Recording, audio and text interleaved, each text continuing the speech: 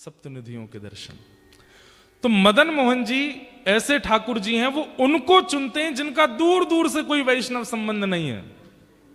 आप लोग कथा सुनते हैं, आपको राधा रमण जी चुन लेंगे, आपको राधा वल्लभ जी चुन लेंगे, आपको कुंज बिहारी लाल चुन लेंगे, आपको गोविंद देव जी चुन लेंगे, लेकिन मदन मोहन जी तो एक्स्ट्रा ऑर्डिनरी चुन के लाते हैं। जो मांस खाता हो, जो महापातक हो, दूर दूर तक कोई संबंध नहीं हो, ऐसे को चुनने की इच्छा रहती मदन मोहन जी की। और एक बार वही हुआ, एक ताज खान नाम के भक्त थे, करौली में पोस्ट ऑफिस में काम करते थे, चिट्ठियां इधर उधर पहुंचाने की। और ताज खान के जीवन चरित्र में ऐसा वर्णन आता है कि ये अच्छे मुसलमान थे। अच्छे मुसलमान, कोई हमारा ये नहीं कि कोई बुरे मुसलमान होते, अच्छे मुसलमान मतलब जो इनकी परंपरा का नियम होता है, इतने बजे ये पाठ करना, ऐसे टोपी पहन के घूमना, इतनी बजे नमाज करने जाना, आदि आदि जो भी उनके क्रम होते हैं हमें नहीं पता, वो सब नियम से करते थे काले ताज खान। दूर दूर तक वृंदावन से, ठाकुर जी से, श्री जी से कोई संपर्क नहीं, कोई संबंध नहीं, लेकिन स्वभाव अच्छा था, स्वभाव मीठा था, उग्र नहीं थे। बल्कि इन्होंने अपने डाकघर के जो मुखिया थे उनसे कह करके कि मुझे इतने बजे नमाज के लिए जाना होता, मुझे जाने दिया जाए, वो जाते थे। और जो भी इनके ग्रंथ होते हैं उनको पढ़ते रहते थे, खूब अच्छे से अपने धर्म का पालन करते थे। लेकिन मदन मोहन जी बड़े टेढ़े ठाकुर, इनके मन में आ गया कि इसको अपना बनाना है मुझे। वो कैसे बनाए? एक बार एक चिट्ठी आई मदन मोहन जी के गोस्वामी जी की, और ये चिट्ठी बांटने यही जाते थे सब जगह। तो पहले बंधुओं ऐसा था कि बहुत ज्यादा भारत में अशांति सी रहती थी, मंदिरों को तोड़ने के भय से, मंदिरों में कुछ उपद्रव ना कर दें इसलिए मंदिरों में नियम था कि केवल हिंदू अंदर जाएंगे, बाकी कोई नहीं जाएगा। तो बाहर बड़ी स्ट्रिक्टनेस रखी जाती थी। तो जैसे ही ये मदन मोहन जी के गोस्वामी जी की चिट्ठी लेकर के जैसे ही सीढ़ी चढ़ने लगे ऊपर, तो द्वारपाल ने इनको वहीं रोक दिया। बोले क्या बात है, क्यों चढ़े आ रहे हो ऊपर? बोले अरे भैया हम डाकघर से आए हैं, चिट्ठी है, गुसाई जी की चिट्ठी देने आए हैं। बोले आप यहीं रुक जाओ, हम गुसाई जी को बुला के ला रहे हैं, भीतर मत आना। हाँ नहीं आ रहे, हमको भी कोई शौक नहीं अंदर आने का, यहीं खड़े हैं, बुला दो। अब वो द्वारपाल भीतर गया, पीछे जाकर के जाने ऐसी कोई क्या व्यवस्था उसको लगी, वो वहीं व्यस्त हो गया उसको करने में, गुसाई जी को बुलाना ही भूल गया। अब ये बाहर खड़े खड़े प्रतीक्षा करें, दोपहर हो रही है, इतनी तेज धूप पड़ रही है, अभी तक आए नहीं।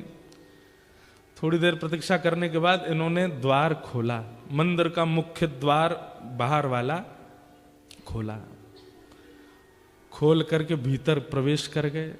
डर तो रहे थे कुछ हो नहीं जाए, इधर उधर देखा, गुसाई जी, अरे भैया द्वारपाल कहां हो, चिट्ठी हम लेके खड़े हैं, ले तो जाओ। कोई प्रत्युत्तर नहीं देवे।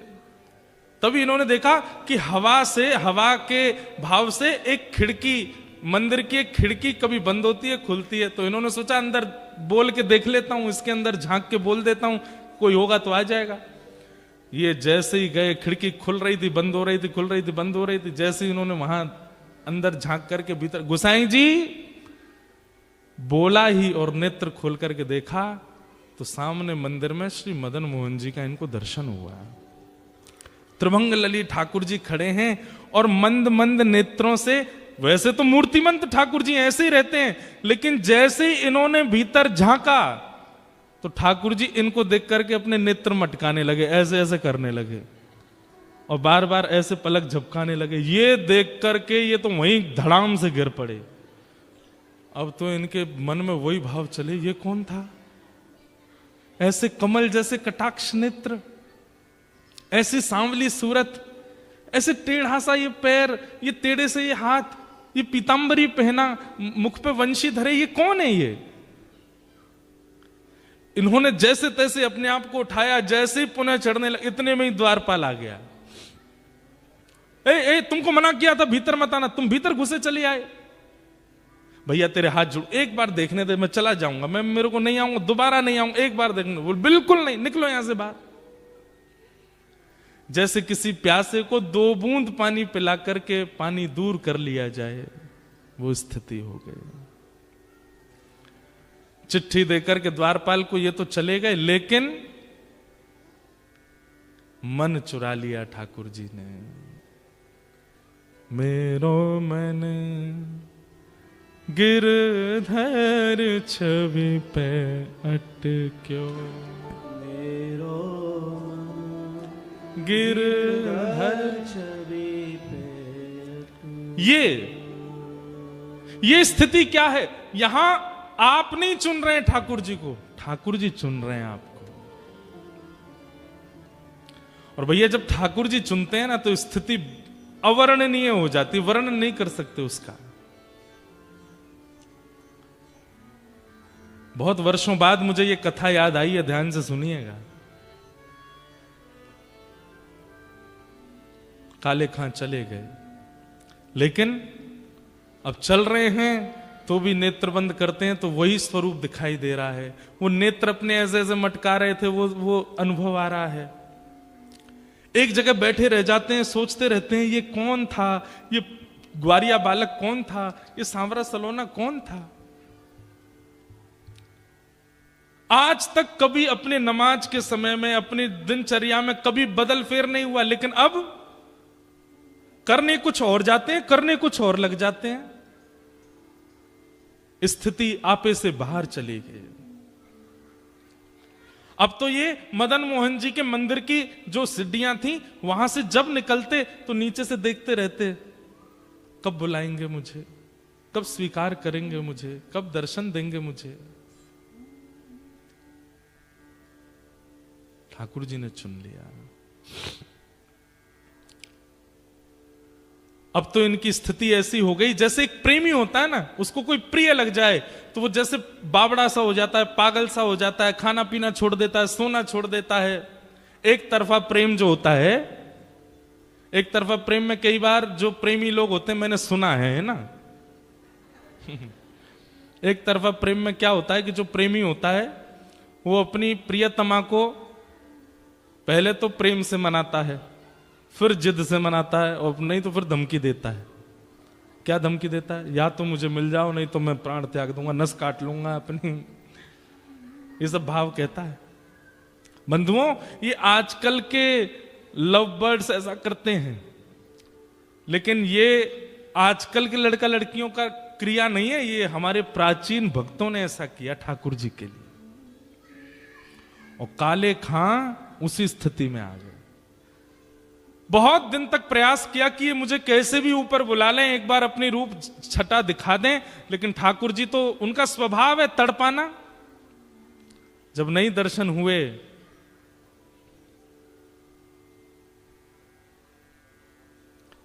तो एक दिन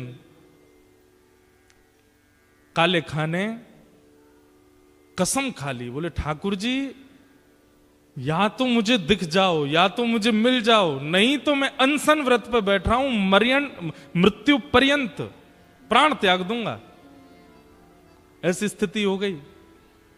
धीरे धीरे अपना काम छोड़ दिया, परिवार वालों से दूर रहने लगे, अपने नियम क्रम सब से बिल्कुल ना इधर के रहे ना इधर के, बीच में आ गए बिल्कुल।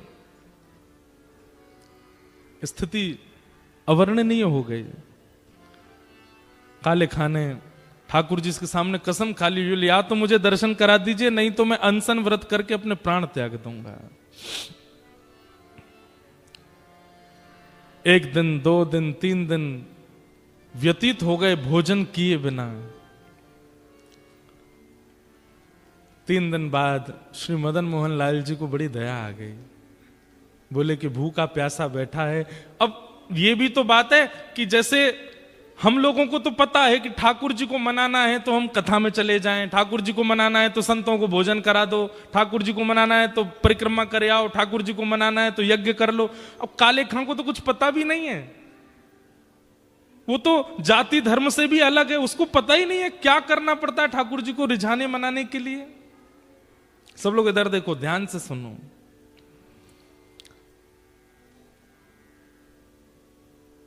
उसके पास यही तरीका था, ठाकुर जी के आगे कसम खाली, बोले मैं प्राण त्याग दूंगा मुझे मिलो नहीं तो। 3 दिन जब बीत गए बिना कुछ खाए पिए, तो रात में जब मंदिर बंद हुआ, मंदिर बंद होते सब गुसाई आदि सब चले गए, सुश्री मदन मोहन लाल जी अपने गहने जेवर आदि सब उतार करके एक सामान्य से ग्वारिया का रूप धारण किया, एक धोती पहनी, बगलबंदी पहनी, सिर पर एक स्वाफा बांधा, चंदन वंदन लगा था, सब मिटा दिया, बिल्कुल ऐसे हो गए साधारण से। आंखन में काजल लगा था, मीड़ मीड़ करके उसको फैला लिया कि मैं पहचान में नहीं आऊं। और जो भोजन की थाली श्री मदन मोहन जी की रात में रखी जाती थी, बंटा भोग बोलते हैं उसको, बंटा भोग श्री मदन मोहन लाल जी का जो रखा था, ठाकुर जी ने उसको उठाया खुद और निकल पड़े काले खां के पास। आहा, यहां पर मरणासन अवस्था में काले खां बैठा है, गला सूख गया है, आंखें मरने को हो रही हैं, और उस समय पर द्वार पर दस्तक होती है, खटखटाने की आवाज आती है।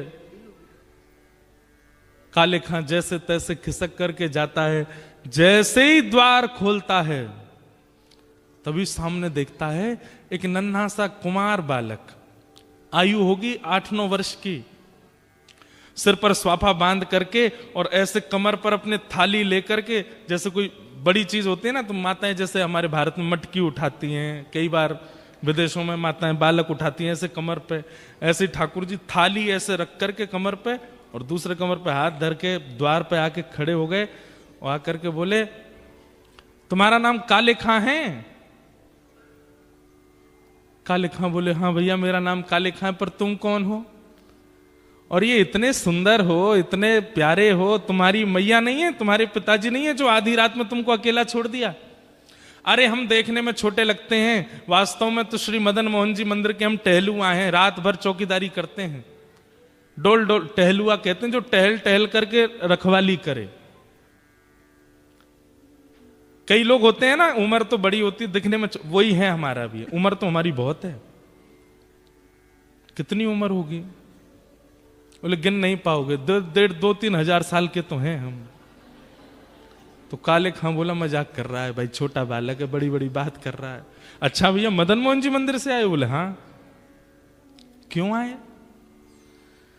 बोले को वहां के जो गोस्वामी जी हैं ना, पता नहीं उनके मन में क्या बात आई, मेरे को आकर के थाल पकड़ा दी और बोले जाओ जाकर के काले खां को प्रसाद दे आओ, बोल दो मदन मोहन जी ने प्रसाद भेजा है।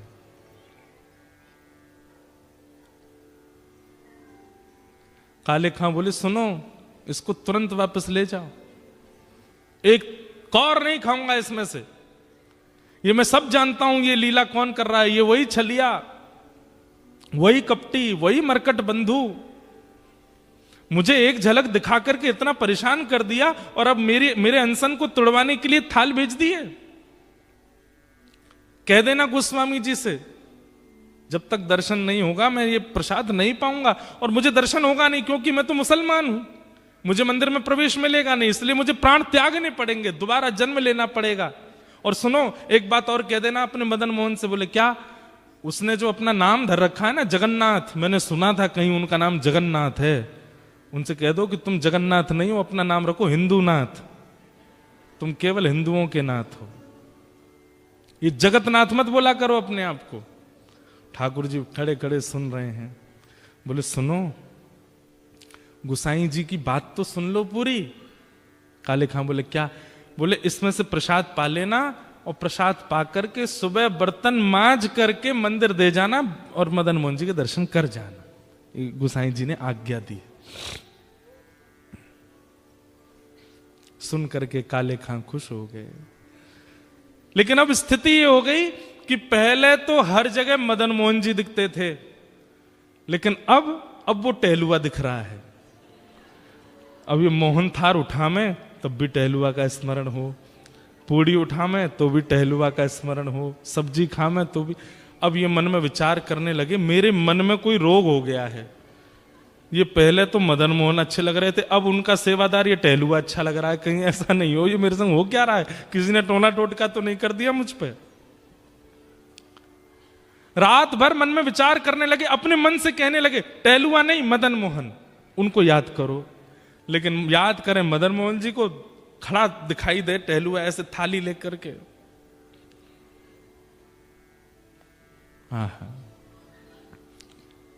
रात्रि में ठाकुर जी ने गोस्वामी जी को सपना दिया और स्वप्न देकर के कहा, बोले पहले दिन चिट्ठी लेकर के मेरा भक्त काले खां आया था, द्वारपाल ने उसको डांट भगा दिया। अरे गोस्वामी जी मुझे उसको स्वीकार करना और मैं उसे स्वीकार कर चुका हूं। 3 दिन से अनशन व्रत पे था, मैं अपनी सोने की थाल में भोजन देकर के आया हूं। कल वो थाल धोकर के जब मंदिर आवे सब उसको रोकेंगे, लेकिन आप आकर के उसको भीतर बुला लेना, मेरा दर्शन कराना।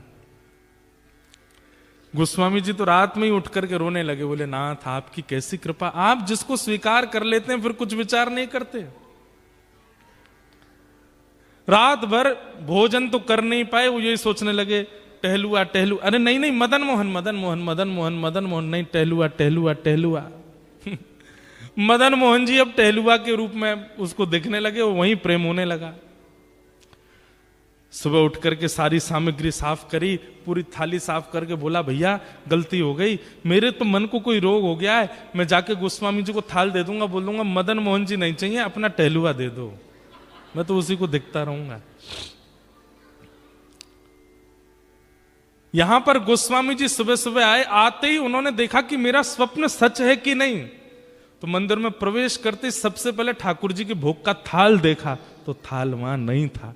ये देखते ही गोस्वामी जी तो रोने लगे, हे कृपालनाथ ये कैसी कृपा, बड़े बड़े यज्ञाचार्यों को आपने स्वीकार नहीं किया, बड़े बड़े नाम जापकों को स्वीकार नहीं किया, बड़े बड़े भक्त जो दिन रात आपकी सेवा में लगे रहते हैं उनमें आपको कोई भाव नहीं दिखा, और एक मुसलमान, एक काले खान दूर दूर तक जिसने भजन नहीं किया, उसके पीछे अपनी सोने की थाली दिया है रात में। जय हो आपकी। गोस्वामी जी प्रतीक्षा कर रहे हैं कब आएगा काले खान, लेकिन काले खान को तो अब गिल्ट फील हो रहा है भीतर से कि पहले प्रेमी कोई और था, अब प्रेमी कोई और हो गया है, अब तो मुझे टहलुआ चाहिए, अब तो मदन मोहन जी नहीं चाहिए। मंदिर द्वार पर जैसे ही पहुंचा, द्वारपाल से बोला सुनो ये थाली भीतर गोसाई जी को दे आओ। थाली तेरे पास कैसे आई? बोले कि उनको बोल देना रात में उन्होंने भिजवाई थी मेरे लिए टहलुआ के द्वारा। बोले कौन टहलुआ? अरे जो रात में मंदिर में रहता। बोले मैं ही तो रहता हूं रात में मंदिर में, मैं ही टहलुआ हूं यहां। बोले तुम नहीं, वो सुंदर वाला टहलुआ। बोले अच्छा तो मैं कुरूप हूं?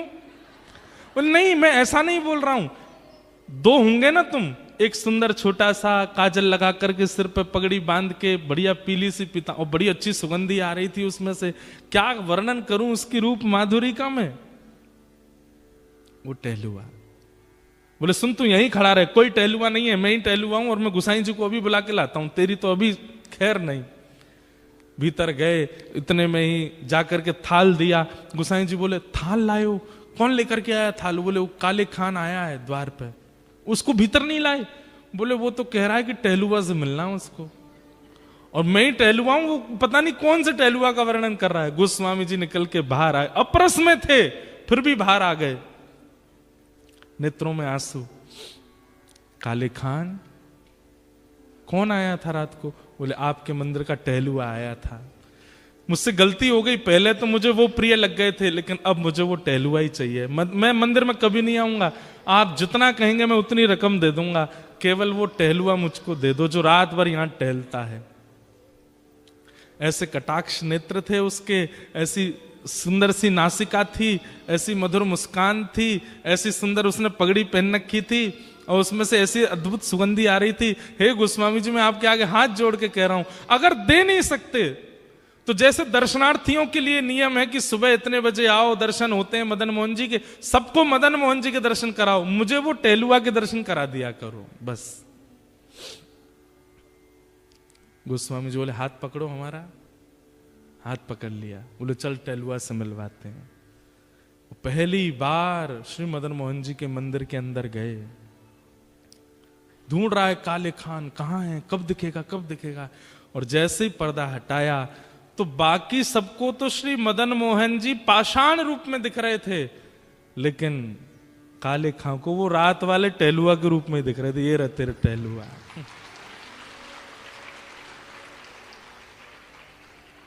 नेत्र सजल हो गए, और सजल होकर के बस उसी दिन मदन मोहन जी के श्री चरणों को प्रणाम किया। बोले स्वयं ठाकुर जी टहलुआ बन के आए मेरे घर पे, इतना श्रम किया।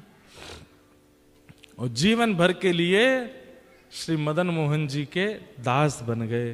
कौन? काले खान। काले खान की कुछ रचनाएं हैं, ये रचना आज भी वहां गाई जाती है ठाकुर जी की आरती के बाद। आहा,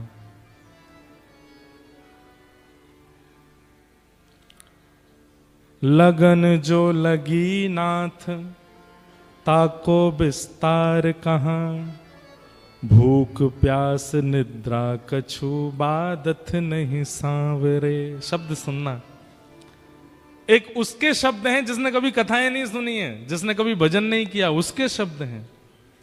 लगन जो लगी नाथ ताको विस्तार कहां, भूख प्यास निद्रा कछु बादत नहीं सांवरे। मदन मोहन मूर्ति को बेग दर्शावो आप, एक एक क्षण कोटि कल्प समझावरे। आपसे जो मेरी लगन लगी है मैं उसको कैसे वर्णन करूं? बोले बस इतना कह सकता हूं, भूख प्यास निद्रा ये कोई भी मेरे को परेशान नहीं करती और इनकी मुझे इच्छा भी नहीं होती है।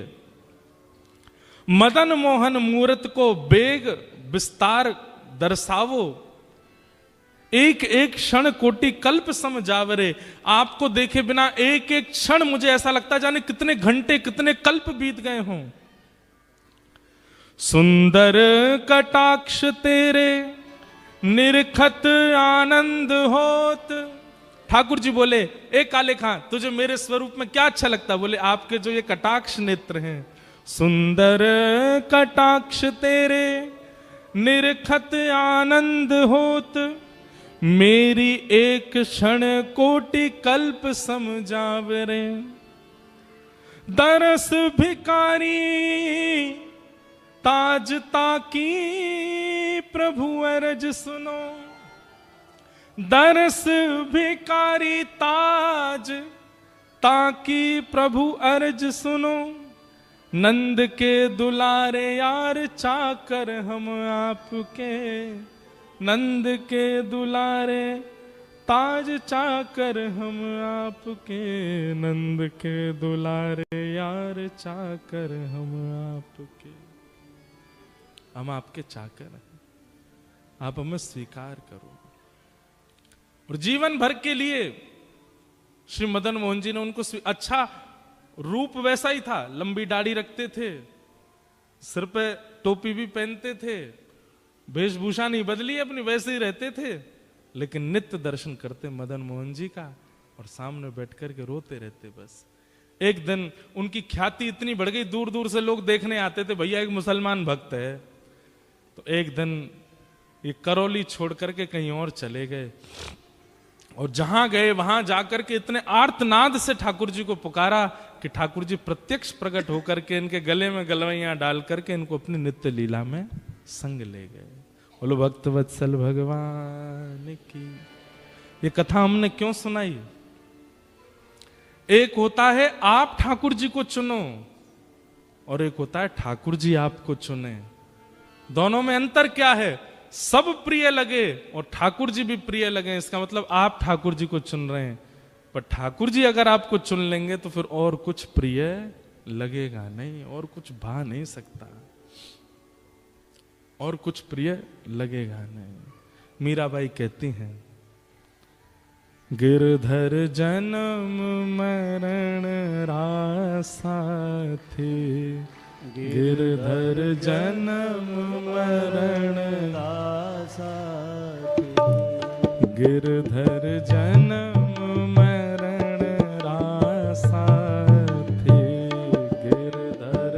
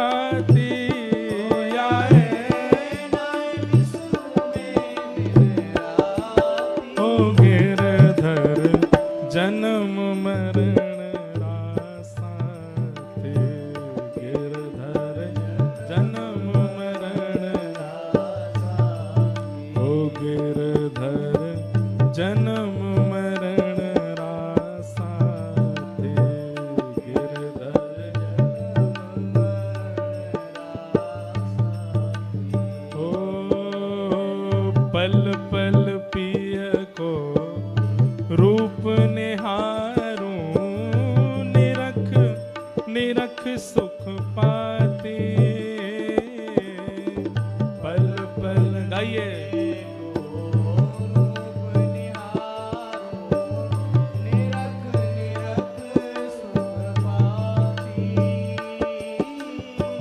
पल पल पिय को रूप निहारूं, निरख निरख सुख पाती।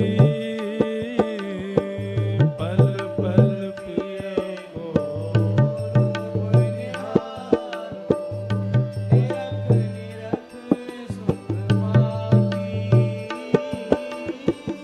दोए कर जोड़ा रज करूं छूं, दोए कर जोड़ा रज करूं मैं, दोए कर जोड़ा रज करूं छूं, दोए कर जोड़ा रज करूं छूं। सुन ली जो मरी बात गिरधर, जन्म मरण रासाते। गिरधर जन्म मरण रासा, ओ गिरधर जन्म मरण रासाते। गिरधर जन्म मरण रासा। श्री राधा रमण लाल की। करताल बजा के गाओ।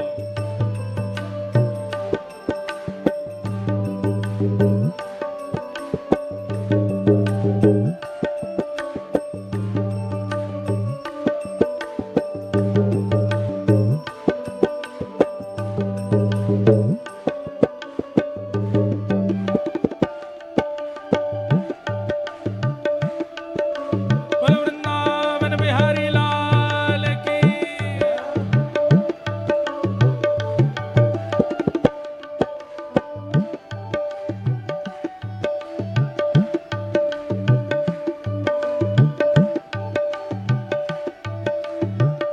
और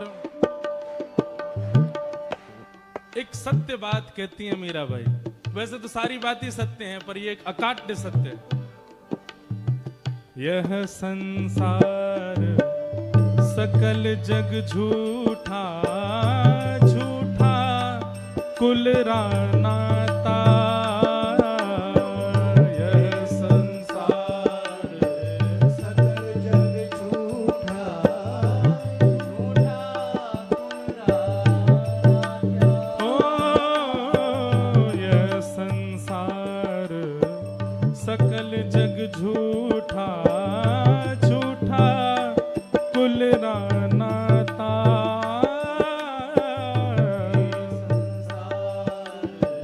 सकल जग झूठा, झूठा। सब लोग गाओ।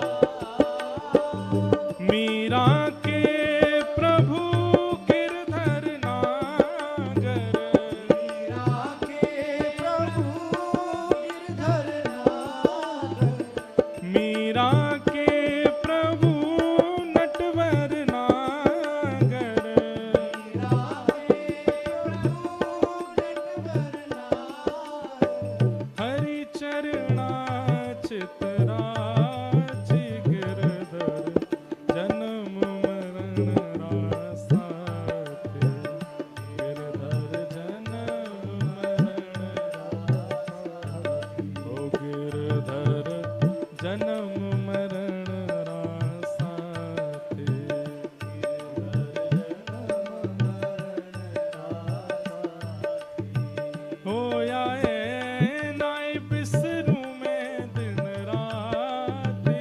होया है नाय बिसरूं मैं दिन राते। होया है नाय बिसरूं मैं दिन राते। होया है नाय बिसरूं मैं दिन राते। गिरधर जन्म मरण रासाते। गिरधर गोविंद मेरो है, गोपाल मेरो है। गोविंद मेरो है, गोपाल मेरो है। गोविंद मेरो है, गोपाल